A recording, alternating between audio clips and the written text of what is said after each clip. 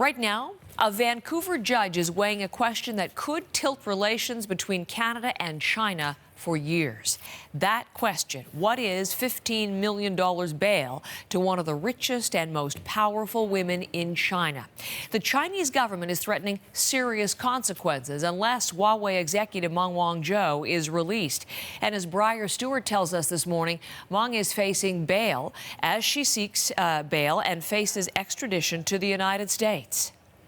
It will likely be another packed house today as the bail hearing resumes for Meng Wanzhou. Now, this is the third day, and at this point, the defense and the Crown have made all of their arguments, but there is one outstanding issue, and it relates to the bail conditions that were proposed by Meng's lawyer. Now, Meng's lawyer had said that her husband would put up $1 million cash in addition to the 2 homes that he owns in Vancouver for a total of $15 million. He also said that her husband would act as a surety, basically someone that would ensure she abides by the bail conditions. But the problem is he's not a BC resident, and it's not clear how long he'll be able to remain in Canada and whether that will last throughout the whole extradition process, which could take years. So that's why it's an issue.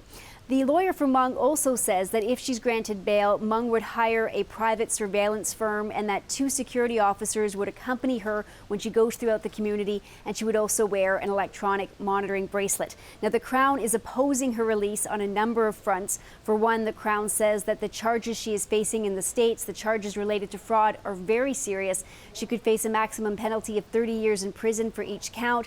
He says she's motivated to flee. She has a lot of wealth and access to connections. The Crown does say that if the court decides to grant her bail, they would like to see that bail cash portion even higher. They would like to see it set at $7.5 million, and the Crown would also like to see Meng restricted to house arrest. Now, this is the 3rd day for the bail hearing, and it's not yet clear just when the judge will make a decision. Briar Stewart, CBC News, Vancouver.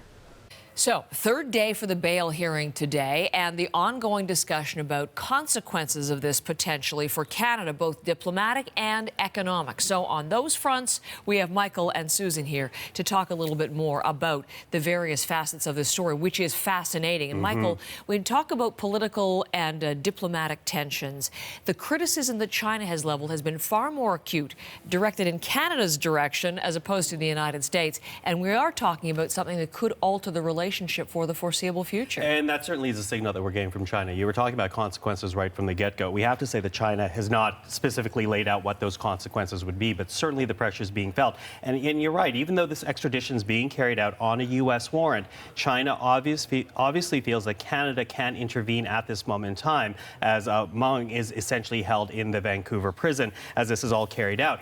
But the Trudeau government here, very clear. They say that there cannot be any political interference because this falls into the judicial hands and that the courts must have independence, pointing out the fact that Canada has a treaty with the United States, an extradition treaty, and that process has to be carried out without government interference. Whether or not China is buying that, obviously right now they are not. But take a listen to what Chrystia Freeland, the Foreign Affairs Minister, had to say, followed by the Prime Minister, on the topic of whether or not they can intervene in this case. Take a listen. This was not in any way a political decision.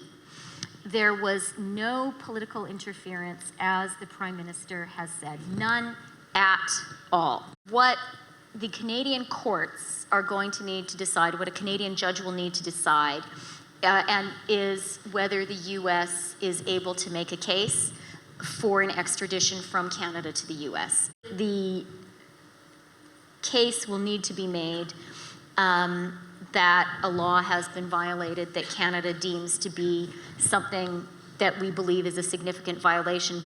We are a country of the rule of law. We live up to our international obligations, and we trust our courts to do the right things.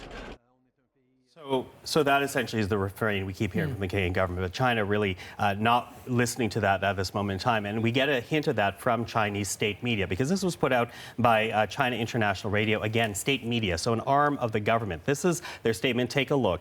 They say of Canada, this statement makes Canada's judicial independence as a sovereign country a joke and a lie. It is no wonder that some overseas netizens describe Canada as a loyal dog or even a servant of the United States instead of a free and democratic country. countries. So really not holding back at all in their insults, pressuring Canada in any such way or form. Again, unnamed consequences, but when Chinese officials are pushed as to what those consequences will be, the message that Canada is getting, well, Canada, you decide how this is going to go forward. The ball is really in your court. Okay. So as far as economic issues, then, what we've heard so far, the Minister of International Trade is saying there's been no clear indication from China what they're looking at, but everyone seems to think there could be reprisals and they could be significant. Yeah, they could be significant. And one of the things that we look at is not just the trade concerns of what we export. And China is our second largest export market, so at about $16 billion. But one of the ways China could hit back is by restricting tourism to Canada. About 5 years ago, Canada became a designated country that Chinese could come and visit. And so in Montreal alone, visitors grew from about 50,000 in 2014 to about 142,000 this year. So they could do something as simple as saying, no, you can't travel to Canada anymore. Now, we are seeing some, that uncertainty. And Brian Kingston at the Business Council of Canada had this to say about the restrictions. Go ahead, take. Well, it creates a huge amount of uncertainty for Canadian businesses that operate in China. First of all, there's concerns around your employees in that market. And secondly, you have to worry about your product and whether or not you'll suddenly face a new sanction or a regulatory requirement that simply wasn't there yesterday. So it's very worrisome for the Canadian business community. Looking at, worrisome whether you're exporting or whether you're looking at business coming to Canada. And right now, the uncertainty and the indication that the Chinese have left it up to Canadians to worry about what the possibilities could be. So we'll continue to watch the case today. Okay, and look at potential areas, because certainly we've seen in the past China restricting travel of its citizens to other countries. So it's something that is not without precedent and one of the potentials that people are talking about here. Okay, thank you very much.